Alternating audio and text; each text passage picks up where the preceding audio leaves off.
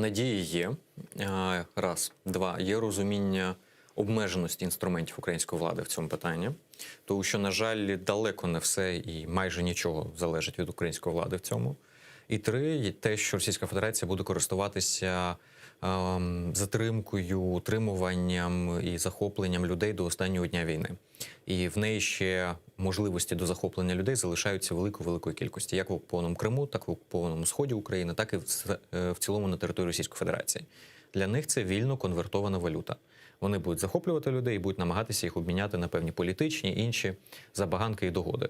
Відповідно, ціна, скажімо, наступних звільнень, вона завжди буде Російською Федерацією підійматися. Пам'ятаємо, коли їм потрібно було Цемаха, як вони тоді на обмін пішли, з якою ціною. Потім вони ставили на розтяжку українську владу обмінювати на певні політичні або безпекові гарантії, догоди Росії, ультиматуми. Тобто, на жаль, об'єктивно кажучи, я зараз не бачу можливостей до того, щоб в найближчий час серйозний обмін відбувся. Росія в ньому не зацікавлена. А чому апелювання відбувається саме до Ердогана, до Байдена, до інших гравців? Тому що в рамках демонстрації доброї волі цілком вигідно, що Росії прийдеться чи то під саміт певної зустрічі, чи то під якусь іншу подію, чи в рамках двосторонніх відносин, як геополітичний подарунок, скажімо, або символічний подарунок віддати частину людей комусь іншому. Україні зараз не віддадуть. А от Ердогану, якщо це буде для задобрення, скажімо, можуть віддати. І для Ердогана це здобуток, який він може на українському напрямку показати. І здобути певні дивіденди від української влади вже тут. Так само, як і для Байдена. Ну, уже на заявление Эрдогана, которое прозвучало уже после пресс-конференции Зеленского о том, что он готов выступить посредником между Украиной и Россией, из Кремля пришел такой холодный ответ, что, ну, типа... Безумовно, Росія на це не піде.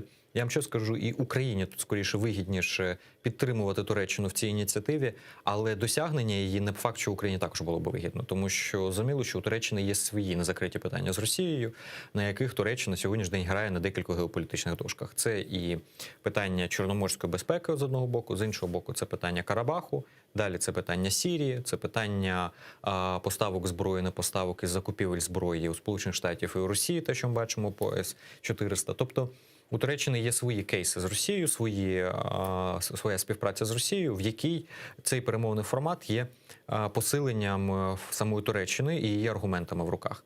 Тому в цьому випадку, як в цьому трикутнику, може бути гра по всіх її гранях.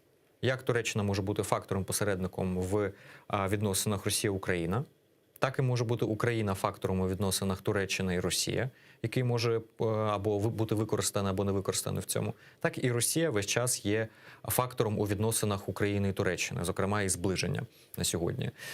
Тому і Росія в цьому випадку не хоче посилювати Ердогана, і зрозуміло, що вони відмовляться від цього. Але якби зараз така ініціатива пролунала би з боку Росії, і Туреччина не пристала би, то я думаю, що українська влада стояла би дуже перед серйозним викликом і питанням, чи погоджуватись на неї. Чому?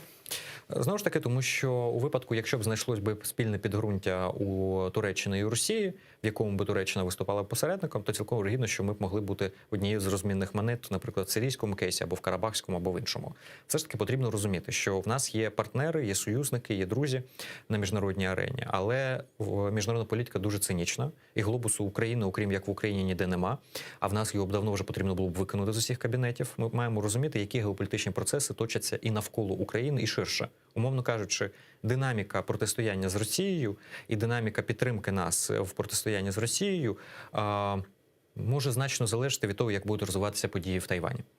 І для нас зараз критично важливо вивчати події навколо Тайваню, китайські провокації і як буде динаміка там, тому що на тлі кримської кампанії російської, наприклад, Китаю вдалося анексувати Гонконг. І це було сприйнято світом скрізь пальці, тому що більший виклик був тут. Так само під шумок діяльності Китаю Російська Федерація може активізуватися тут і навпаки. І от таких взаємозалежностей я зараз можу з десяток просто накидати. А наскільки коректно сравнювати ці історії? Некоректно абсолютно з точки зору їх і процесу, і результату, і суб'єктів. Але одне для іншого може виступати тлом і легітимацією. От в чому справа. Те, що під шумок, під завісою одного геополітичного зрушення може відбуватися інше, використовуючи це. Наприклад, як військова кампанія в Грузії відбувалася на тлі Олімпійських ігор, коли весь світ увага всього світу була прикута туди, інформаційні потоки, інформаційні стрічки були там, і відповідно Росії вдавалося набагато легше надпустити інформаційного диму війни і дати свої інтерпретації, тому що в них Тоді інформаційний простір виступав для них завісою і димовою завісою для їх кампанії. Тому потрібно враховувати цілу низку різних геополітичних ситуацій. І навколо Туреччини зараз є низка конфліктних точок, в яких Туреччина грає. Вони відіграють гру регіонального лідера. І нам потрібно розуміти, як ми взаємопосилюємось цим процесом, і де ми взаємодіємо, де наші інтереси з Туреччиною є спільними, і там, де ми можемо обидва вигравати. І тому я кажу, що у випадку, якщо б Україна на сьогоднішній день не займалася б турецьким кейсом, не займалася б розвитком двосторонніх відносин з Туреччиною, то там би був би вакуум, який би заповнювався б Російською Федерацією. І цілком вирогідно, що тоді би гра була б абсолютно в зворотню сторону. Тоді б ці відносини, вони б відбувалися б за рахунок українського інтересу. Зараз, тим, що ми на цьому напрямку достатньо проактивні, в нас добре розвиваються відносини з Туреччиною як на інституційному рівні, так на економічному, так і на міжособистісному.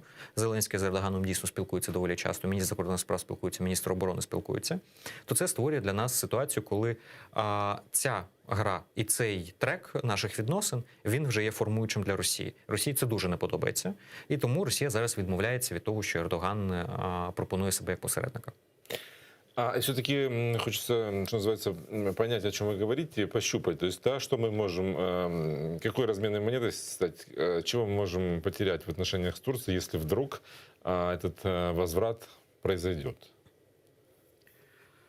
Для у нас нас критично есть важливе сотрудничество в военной сфере, да, у нас там эти самые байрактары, о которых все говорят, которые Турция просит не называть турецкими, потому что они уже в Украине. Есть помощь Турции переселенцам, есть договор о строительстве 500 квартир за счет... Давайте так. Квартири переселенців, вони залишаться в будь-якому разі, тому що для Туреччини фактор кримських татар або кримців Кремли, він дуже важливий всередині електорально. Кримців на території Туреччини більше, ніж в самому Криму, і це електоральний фактор. Раз. Два. Будівництво житла тощо, це з одного боку і гуманітарна програма для Ердогана електорально і символічно важлива. З одного боку, з іншого боку, це і проекти під турецькі будівничі компанії всередині України, тому зрозуміло, що поруч з будівництвом доріг, то, що техніка вже є. Тому це абсолютно раціонально прораховані кроки, які мають в собі як гуманітарну і як складову добровільну, скажімо, і допомоги, дійсно партнерської щирої допомоги, так, вони мають під собою комерційне певне обґрунтування і політичне обґрунтування. Якщо говорити про співпрацю, то для нас вона важлива в декількох питаннях. Перше, це оборонно-безпековий комплекс, абсолютно вірно. І це не тільки байрактари, але байрактари в тому числі раз. Два – це питання забезпечення безпеки в Чорному морі. Туреччина зараз зацікавлена балансувати збільшення сил Російської Федерації в Чорному морі. Ми для неї тут так само виступаємо балансирами. Наші спільні зусилля, вони, скажімо, допомагають певному балансу. Ну, принаймні, ми рухаємось до цього балансу. Через цей корвет замовлений в Туреччині для України.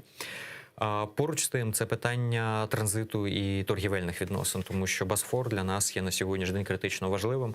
В умовах, коли ми втратили контроль над Кримом, у нас азовські порти і без того на сьогоднішній день Кримським мостом напівзаблоковані. То для нас, принаймні, проходження Босфору – це певні елементи гарантій і як для торгівельних відносин, і проходження потім по вузькій стрічці вздовж в Одесу, з одного боку, а з іншого боку, і безпекових. Доктрина Монтрьо, вона діє. І відповідно від того, як Туреччина виконує чи не виконує, як вона її трактує і чи буде побудований канал обхідний стамбульський, буде залежати багато в чому і можливість присутності воєнних кораблів того ж НАТО і інших країн в Чорному морі. Тому ширше, якщо брати, то це вже гра і геополітично навколо, це і гра з Європейським Союзом, це і балансування інших суб'єктів в регіоні. Для Туреччини Україна на сьогоднішній день – це хвіртка можливостей для взаємодії з низкою країн. Так само, як і для нас, Туреччина – це доступ до того, куди ми не можемо дотягнутися самі.